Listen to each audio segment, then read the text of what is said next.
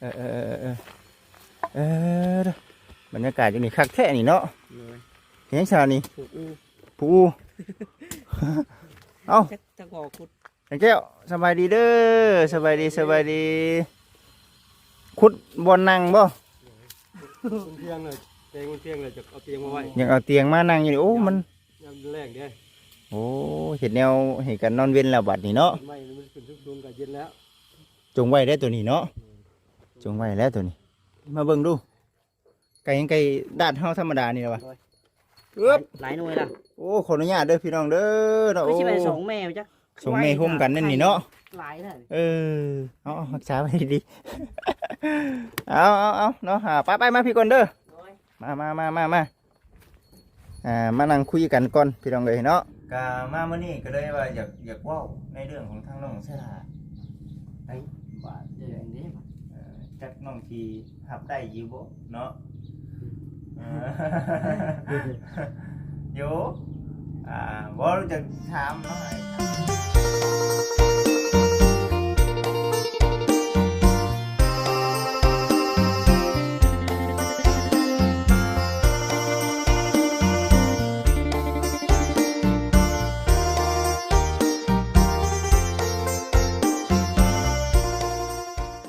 โดยพี่น้องเอ้ยขอกราบทักทายสบายดีเด้อกราบสบายดีสวัสดี FC ทุกท่านทางฝั่งลาวฝั่งไทยทางต่างประเทศเด้อผมเป็นพี่น้องเด้อ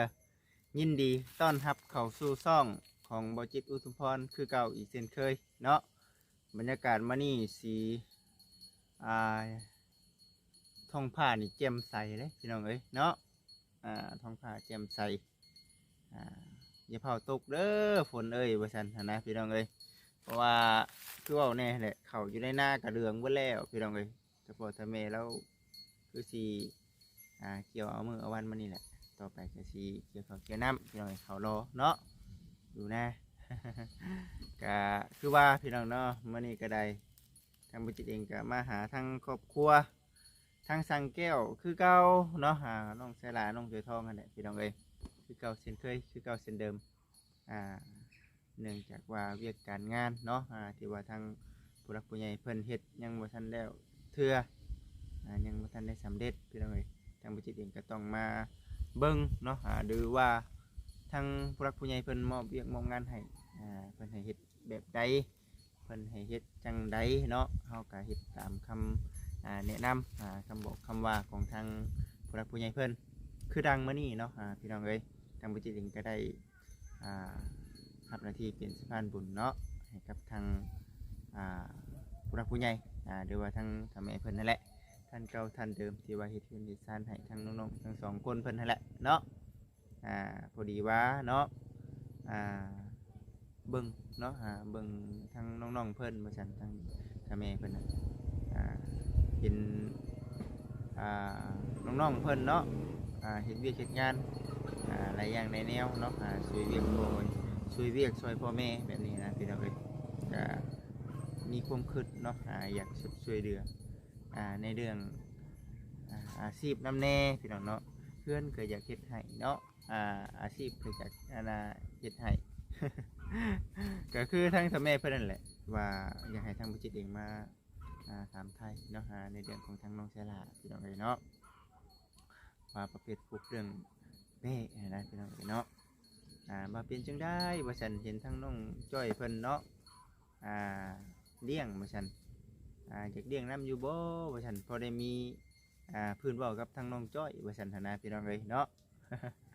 ก็ทั้งเธอแม่เพิ่นก็คิดอยู่พี่น้องเอ้ยเนาะว้ายบ่จิตเนาะทั้งแม่ก็ฮู้อยู่เด้อว่าฉันเฮือนชันยังบ่ทันแล้วว่าฉันแต่ว่าอยากเฮ็ดทั้งเบ้ไปนำว่าฉันเรื่องเฮือนเรื่องชันก็ค่อยเป็นค่อยไปเอาก็เฮ็ดไปเรื่อยๆว่าซั่นนะพี่น้องเอ้ยเอาอาชีพนำว่าซั่นนะกาทางบริษัทเองก็สุดแล้วเนาะสุดแล้วแต่ทางผู้รักผู้ใหญ่เพิ่นมอบหมายงานแบบใดก็เฮ็ดให้ตามคำบอกคำว่าของทางผู้รักผู้ใหญ่เพิ่นพี่น้องเอ้ยในความเป็นจริงก็เอาเนาะเวียกชันมีคืนเวียกชันที่เพิ่นมอบให้ก็อยากให้มันแล้วมันทั่วอยู่นั่นแหละพี่น้องเอ้ยแต่ว่าคือว่าเนาะทางเจ้าแม่เพิ่นก็ว่า ค่อยเป็นค่อยไปเนาะกะสิช่วยไปเรื่อยๆแบบนี้นะพี่น้องเอ้ยก็สำหรับช่างบ่จิตเองเนาะก็ดีใจเลยพี่น้องเอ้ยเนาะดีใจนำน้องๆที่ว่าทั้งทำให้เพิ่นคิดเห็นความสำคัญเนาะในเรื่องอาชีพการงานเนาะเพราะว่ายุคสมัยนี้พี่น้องเอ้ยเนาะโอ้ยการหางานยากแท้ๆได้ล่ะพี่น้องเอ้ยเชื่อทั้งน้องเพิ่นเนาะพากันเลี้ยงมันเพมันพื้นไปแหละเลี้ยงหลายไก่เป็นสินค้าเพราะฉะนั้นนะพี่น้องเชื่อว่า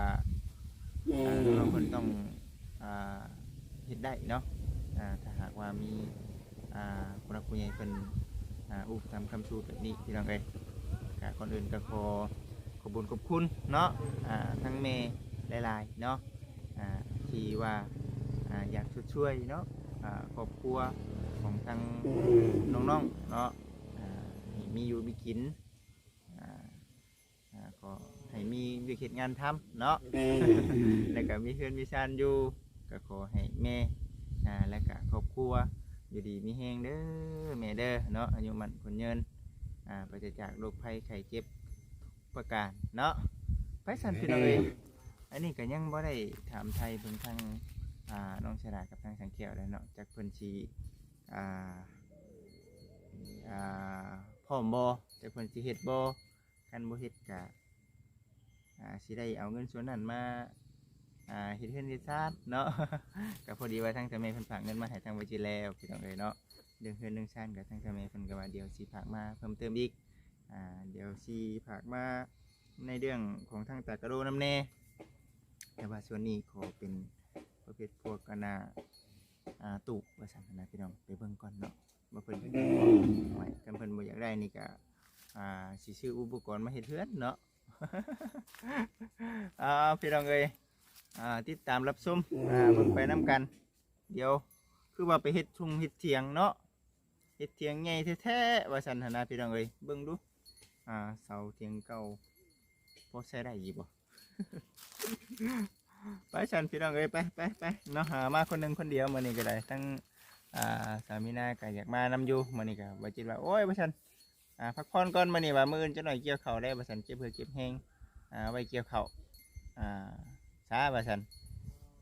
มื้ออื่นพุ่นแหละใช่ทางมีนาไปเกี่ยวข้าวว่าจิตนี่ก็สิไปนำอยู่พี่น้องเอ้ยเนาะเล่นนั่นแหละเล่นเรียนงานเนาะคันสิปะอันใดอันหนึ่งหมดปะบ่ได้พี่น้องเอ้ยเนาะปะเกี่ยวเขาก็บ่ได้ก็เนี่ยแบ่งไม่ได้เอาซะพี่น้องเอ้ยเนาะแบ่งไม่ได้เอาปะเบิดทุกอย่างบ่ได้ต้องเฮ็ดพร้อมกันเลย ไปสั่นพี่น้องเอ้ย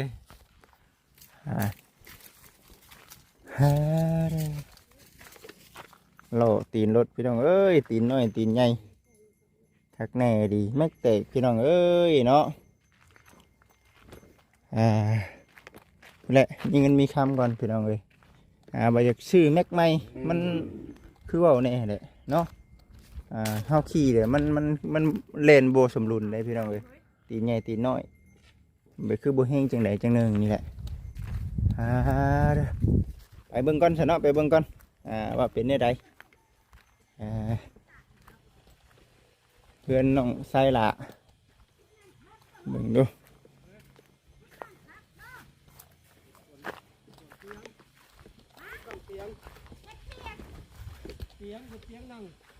เตียงนั่งโอ้เนาะเฮ็ดเตียงนั่งเบิ่งปลาบ่เฮ็ดเตียงนั่งเบิ่งปลาโอ้น้ำลดเนี่ยปลาไปแล้วนี่คุณน้องชนะเอ้าสวัสดีแล้วบ่มื้อนี้เที่ยงนะเอาบ่แล้วบ่ยังหลายแนวดีบ่ง่ายเพื่อสิแล้วกัน บ่ง่ายเชิมใหม่บ่เฮ็ดใหม่เบิดเลยดอกมันดอกหมดแล้วติ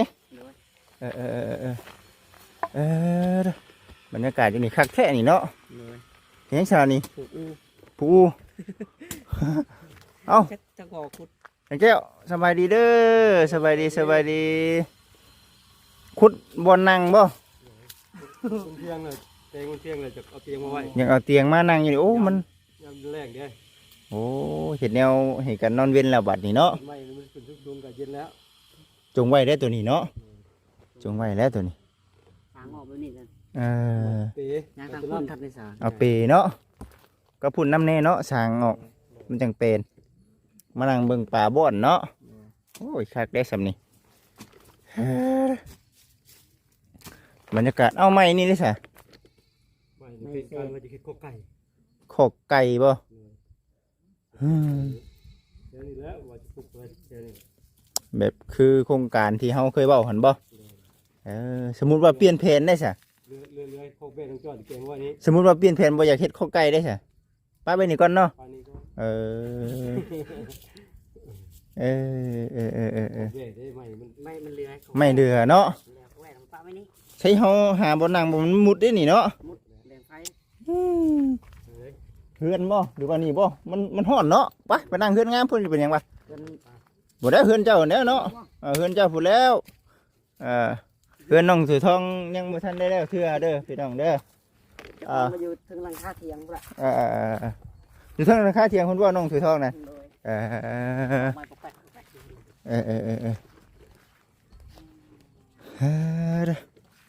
เถียงให้เถียงนาติ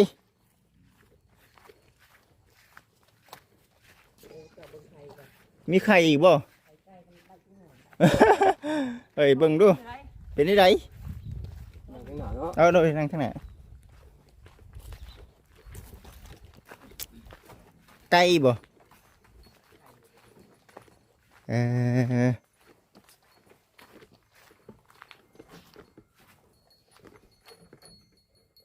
ใส่มาเบิ่งดูไก่ยังไก่ดาดเฮาธรรมดานี่แหละวะเอ๊บ หลายหน่วยละ โอ้ขออนุญาตเด้อพี่น้องเด้อเนาะ ไม่ โอ้ ใช่ไปส่งแมวจ้ะ ส่งแม่ห่มกันนั่นนี่เนาะ หลายเลย เอารักษาไว้ดีๆเอาเนาะไปมาพี่ก่อนเด้อ โดย มามานั่งคุยกันก่อนพี่น้องเลยเนาะมีเวียกมีงานเว้าน้ำเพิ่นเน่มานี่นะโยเนาะมีเนี่ยได้เฮ้ยเนาะผมเป็นไล่ก็ดีนะมื้อนี่เนาะ นั่งเย็นแต่ที่ผู้ข่าวให้สิมากันริ้วมาเลย ดีมาเลยเนาะอุ้ยเกือบเนาะนี่แหละคือได้ปันนี้เนาะเอาได้แหละพี่น้องเอ้ยได้จักเปอร์เซ็นต์แล้วอันไหนเห็ดเทียง น่าจะตกข่าวนี้ ข้าว เดี๋ยวจะมึงแล้ว สังกะสีมีเบอร์อะไรบ้าง ยัง เนาะสังกะสี ข่าวไอ้ก้อนเป็นไร ไปหาดาวเอา ดาวสังกะสีน้ำเวียดเพิ่นได้เนาะ คนลมอยู่สอง เออ บอกชักชีบ่เห็ดเทียงเหรอ เอาหัวยังเพิ่น สังกะสียังน่ะรู้สิ่งนี่บ่ รู้สิ่งแล้วใส่มาแล้วจะงามเลย มันจักเม็ดคูณจักเม็ดอันนั้น หาคุณหก คูณ6บ่เรื่องคูณ6นี่เฮาต้องเฮาไล่เบิ่งข้างในบ่หรือว่าให้บอกทางร้านเขาเจ้าไล่ให้เองเลย เอาไหล มันต้องอยู่บ่เทื่อนที่เพิ่นฮะมันเป็นเฮือนยังน่ะเฮือนทรงโมเดิร์นบ่ โดย อ๋อหน้าเถียงหน้าทรงโมเดิร์นเนาะ สิ่งที่ช่วยมุดได้350ประมาณ7แผ่น คุมอันตัวยาวนี่บ่มีบ่ตัวน่ะทางหน้า ทางหน้าได้350 อ๋อ ตัวนึงก็310 โอ้ เป็นของเดียวนะ เดินกันบ่หลายเนาะธรรมดาเด้อ อย่างละ7 เป็นป้านเด้ เป็นกับปูตะเป็น ปูแต่เป็ด ปูตะเป็นเลยเก็บ นี่ก็เป็น ปูแล้ว ปูแล้วเนาะ เก็บอันไปตองกุ้งตองชาติเอาแล้วแอบเลย เนื่องจากอันดับฟ้านี่เรา มาสิใส่ไปตอง เอาไปตองกุ้ง โดย เอาเลยไม่กระจาดได้ค่ะ แล้วก็จัดยันบุบบ่ตองตะเป็นเนี่ยเป็นไปตองกุ้งไปก่อน ในจังกรุงแล้วแต่เก่าเสียงหน้าเนาะ แม่มันหักกันนั่นนะมีงอนไร มีเงิน ไปต แล้ อง ว กุ้งเนาะสุดยอดเลยเนาะ มาบ่ เคยมีงอดกี่คลิป ใส่ไปตองกุ้งมาแล้วสัมภาษณ์ดี อีกทำงุบน้ำเลยดิ ตัดไว้วันลำหนึ่งมาจัก ว่าไปเป็นกระงุบซะเนาะงุบพอซะเอาซะเนาะมีแต่ว่าคอยเฮ็ดไปเนาะ โดย มื้อนี้ก็คือเก่าเนาะมาเบิ่งในเรื่องอัปเดตเฮือนซ่านนั้นเป็นของทางน้องๆเพิ่นนี่แหละเนาะให้กับทาง ถ้าแม่เพิ่นเบิ่งไปน้ำพร้อม FC เบิ่งไปน้ำพร้อมคือเฮาฮู้เลยเป็นทั้งแม่เพิ่นเนาะซอยทั้งนั้นแน่ทั้งนี้แน่มันก็เลยบ่ตีบ่ว่าเด้เนาะก็ทั้งเธอแม่เพิ่นก็ว่าค่อยๆเป็นค่อยๆไป ก็ยังบ่ทันแล้วเทื่อเนาะก็มามื้อนี้ก็เลยว่าอยากเว้าในเรื่องของทางน้องเสถาได้ว่า เดือนนี้ จักน้องที่รับได้อยู่บ่เนาะอยู่บ่รู้จะถามเนาะถามเรื่องเบ้เนี่ยเจ้าจะเลี้ยงอยู่บ่เบ้เบ้ กับมีกันเลี้ยง กันมีกันเลี้ยงบ่ โดย ยันว่าสดอกเนาะมันถ้าแม่เพิ่นเห็นมันว่าอยากให้น้องเสถาดิว่าซั่นอยากให้น้องเสียเลี้ยงดิว่าซั่นทั้งบ่จิตถึงก็เลยว่าโอ๊ยเราบ่อยากเลี้ยงหรอกว่าซั่นแล้วเมื่อยแล้วว่าซั่นอยากได้อยู่บ่ ก็คันได้ก็ดีคือกันเอาไว้เลี้ยงพ่อแม่น้องหลานก็ซื้อกี้ก็รถตามตายบ่ล่ะเฮ้ยรักได้รู้ว่ารถตามตายว่าชอบตัวบ่น่ะ โอเคบ่พื้นจะเชื่อแล้วนี่เนาะ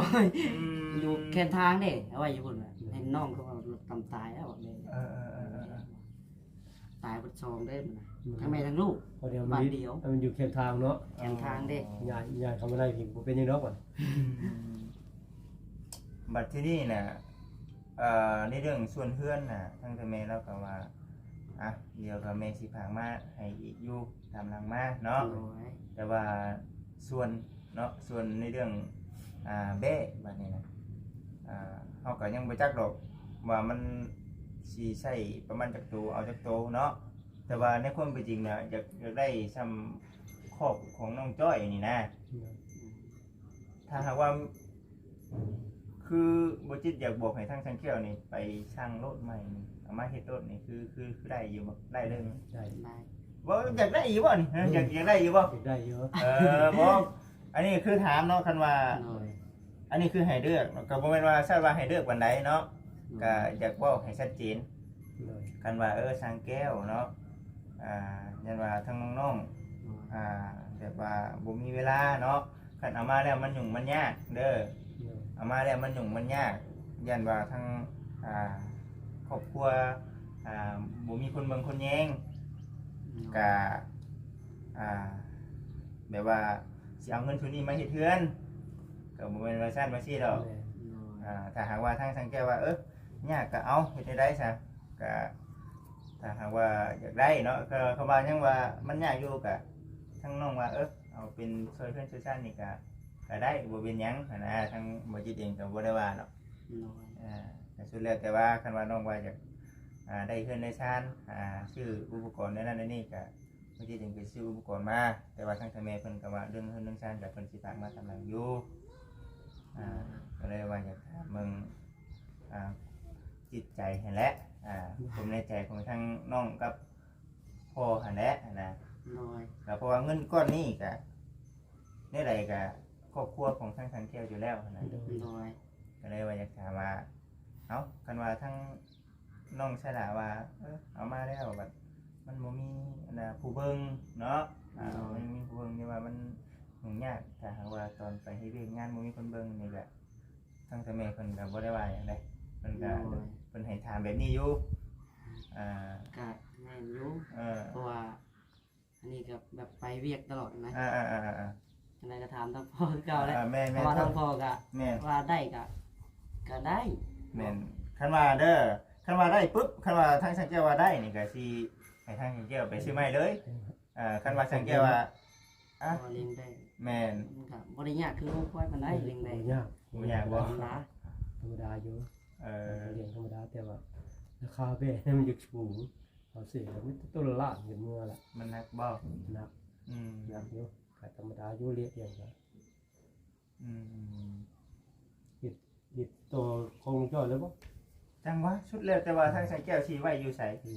ไว้อยู่นี่อยู่พุ่นชุดแล้วแต่ว่าเห็นลงโตต้องมาเลี้ยงอยู่พี่แล้วเอาแถวเดียวกันบ่เลี้ยงต้องเอามาเลี้ยงอยู่พี่เพราะว่ามันห่างจากทางรถนะ แน่นอนเลยเนาะยังบ่อยากกินเรื่อยเลยเนาะ โดย ก็คือบ่จิตเว้าหั่นแหละอันนี้คือบ่ได้ว่า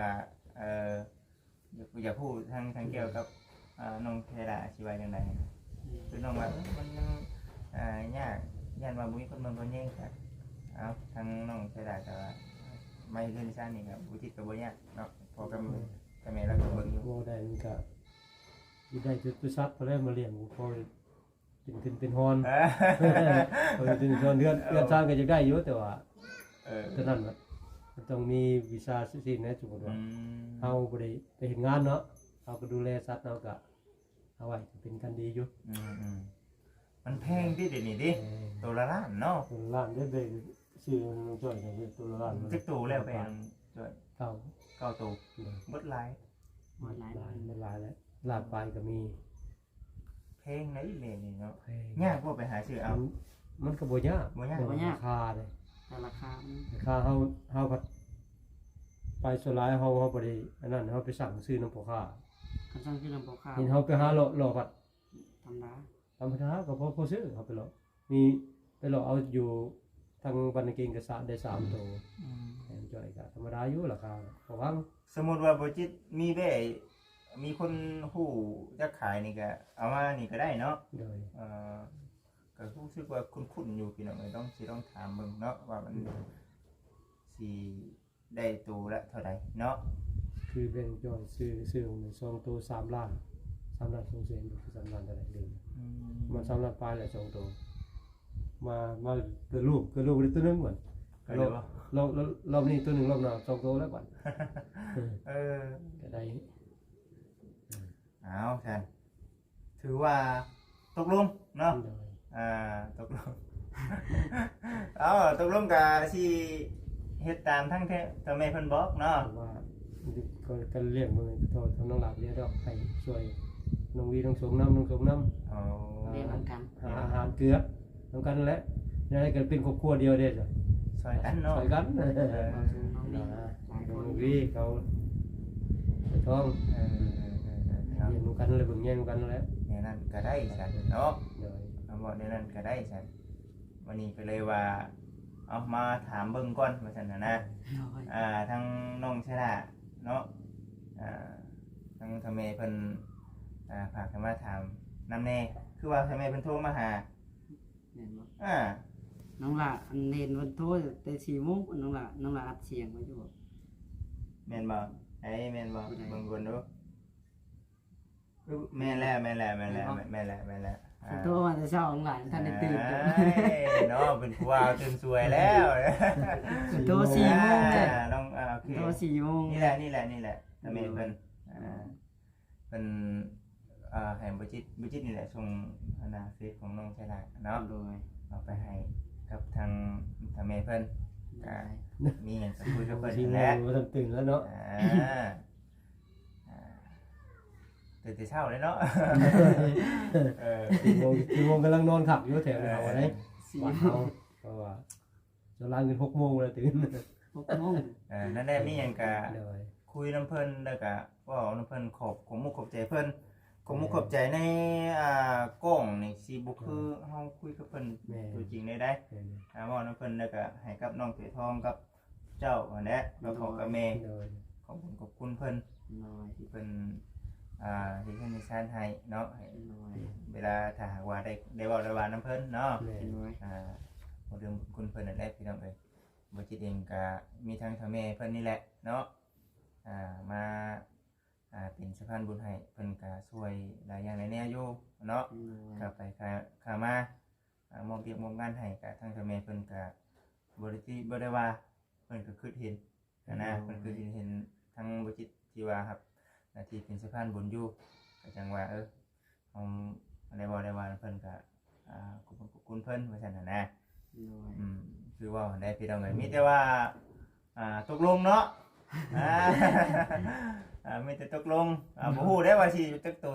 ได้เนาะบ่จักได้สติเอา ได้ทำไรก็เอาเนาะ ก็พอเลี้ยงมันก็ขึ้นไว้อยู่ได้เบ มันคืองัวได้เนาะงัวนี่มัน คันเริ่มต้นนี่ได้ ได้4เมตรตึกหนึ่งโอเคแล้ว 4 เมตรทึกหนึงเนาะมันต้องมีตัวทึกนำเนาะ 4เมตรตึกหนึ่งก็ถือว่าโอเคแล้วแบะเนี่ยมันแป๊บเดียวมันก็ได้ ได้ได้หลายขึ้นหลายขึ้น โอ้ครับคือสิแพ้ไวกว่านั่นเหรอเนาะ ตอนนี้มัน7 เดือนแล้วเกิดเท่านึงเลย เรื่องเบ้นี่หลายชุดมันเท่าไหร่ก็แซงจะมันดุมันน่ะ 2 ตัว 2 ตัวบ่ ได้แต่2 ตัว ปีนึงมี2เทื่อบ่บัดนี้หรือว่าจังได๋ 7 เดือนเกิดเท่านึง 7 เดือนเกิดเทื่อนึงโอ้ 7 เดือนมันเกิดเท่านึง3 เดือนมันก็เริ่มเสริมแล้ว แม่นเนาะ เกิดมาได้3 เดือนก็เริ่มเสริมแล้ว ตัวสาว เริ่มผสมพันธุ์ โอ้เนาะเอาสันเนาะ โดย มีแต่ว่าพยายามหั่นแหละสันเนาะเดี๋ยวสิรอเบิ่งเนาะว่าเป็นจังไดก็ถือว่าคลิปนี้ก็ตกลงกันแล้วพี่น้องเอ้ยเนาะตกลงกันกับทางสังแก้วน้องเสือทองน้องชายลาเนาะ โดย น้องเสือทองอยู่หลังคาพุ่นเนาะ เอาถือว่าทั้งสังแก้วเพิ่นได้เว้านี่เด้อแม่เด้อเนาะตกลงกันแล้วว่าเอาตามที่ทั้งแม่บอกก็ได้เนาะ โดย แล้วก็ FC เพิ่นคือสิดีใจนํเนาะ โดย ที่เห็นผู้รักผู้ใหญ่เพิ่นช่วยทางเฮือนใน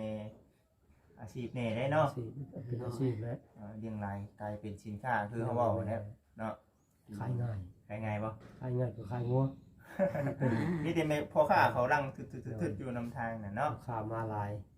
เอาที่ทำกลุ่มเอาดีกลุ่มหมุนเด้ดูทุกน้อย2 ล้านเมื่อวานที่เขามาเจ้าให้2 ล้าน2 ล้าน 7เบ็ดตัวเดียวโอ้ เบตัวเดียวสิ กลัวงัวแล้วอะงัวเป็นตัว2 ล้าน5เนี่ย ไอ้การซื้อเนาะ งัวแม่เนาะถ้าพอเราขายออก2 ล้าน5ได้ แม่น งัวตัวใหญ่ งัวตัวใหญ่ แม่น้ เบ็ อ ด ย ทึก แจ้งแท้ ตัวน้อยๆว่า2 ล้าน5 แม่น 2 ล้าน 7 2 ล้าน 7อ๋อเจ๋งว่ะแท้ว่ะบ่กล้าซื้อบ่จะไปขายอันละรถว่ะ แต่เพลงอยู่หักขายง่ายได้เนาะ ง่าย เพลงอยู่ขายง่ายแต่งัวนี่พอดำพอดีเขาสิบ่ปานใดกับอีกอย่างหนึงคือมันช้าในการแพร่พันธุ์แน่เนาะมันบ่แพร่ปานใดมันต้องใช้เวลาหลายปี ตลาดแดงแต่ตลาดแดงมันหลายเลยมันเขาคืออยู่แถวบ้านสนามไซเขาก็เอาไปรถ10 ล้อรถพ่วงมาเก๋ไป แบนบ่ แม่นอันนั้นมันราคามันจะพุ่งขึ้น8 กิโลเลยมันเข้าภาษีได้แม่ โดย ตัวนึง8 กิโล อืม เขาซื้อเป็นกิโลเด้ ฉันก็เอาตามนี้ซะเนาะ เลย มีแต่ว่าเดี๋ยวคลิปนี้ซ้ำนี้ก่อนเดี๋ยวคลิปต่อไปเดี๋ยวสิให้ทั้งน้องชายหลานกับทางแก้วพาไปเลาะพุ่นแล้วก็เฮาตกลงกันเบิ่งว่าสิเฮ็ดจังไดต่อพี่น้องเอ้ยเนาะเอาน้องชายหลานมีหยังจะเว้ากับทางเฒ่าแม่บอกกับนี้แล้วก็ถ้าได้คุยกับเพิ่นก็เอาเว้ากับเพิ่นอีกเนาะ มีแต่อยากขอบขอบใจทางพ่อแม่เพิ่นนั่นแหละ โดย จังใดก็ลูกขอขอบขอบใจเด้อแม่เด้อที่ซอยเบิ่งแยงทางครอบครัวลูกก็ขอให้แม่อยู่ดีมีแฮงสุขกายสบายใจขอให้แม่แต่มีแต่ความสุขความเจริญแม่เอ้ยแม่เฮ็ดงานการสิ่งใดขอจะรับรื่นในมื้อหน้าเด้อแม่เด้อสาธุ ถูกดีมีแฮง ว้าวบ่ค่อยออ บ่ ก ค่อยออกเนาะ ตื่นตันเลยดีใจที่แม่เป็นเบิ่งแย่งตลอด แม่น ดีใจหลายน้องละ ยอมครับ โดย น้ำจิตน้ำใจเพิ่น เดี๋ยว พี่น้อง มาดูจิตใจเนาะ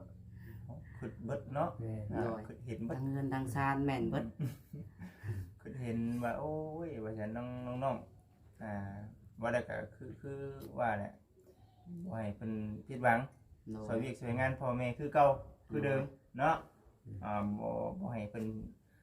ผิดหวังโอ้ยสิแล้วสิเฮ็ดดิฉันให้แล้วก็เป็นไปทุกที่ทุกแดนว่าซั่น โดย อย่าให้ก็เนาะ คือเพิ่นก็ฮักแพงคือลูกคือเต้าน่ะน้องเอ้ยเนาะจิตเองคันว่าได้คุยนำเพิ่นเขาก็ยังสบายใจนะ โดย ทางแม่เราก็เป็นกันเองเนาะ โดย เป็นกันเองทางแม่ก็สิได้มือ เอาไปซะเนาะเดี๋ยวคลิปนี้สิให้ทั้งทางแก้วกับน้องชละไปรอเบิ่งครอบแว่แล้วก็ไปนั่งคุยกันอยู่หุ่มพุ่นแหละเนาะ ผมไปเนาะ เปลี่ยนบรรยากาศนำพี่น้องเอ้ยเอาสำหรับคลิปนี้ขอกล่าวคำว่าสบายดีสบายดีไปพี่น้องเอ้ย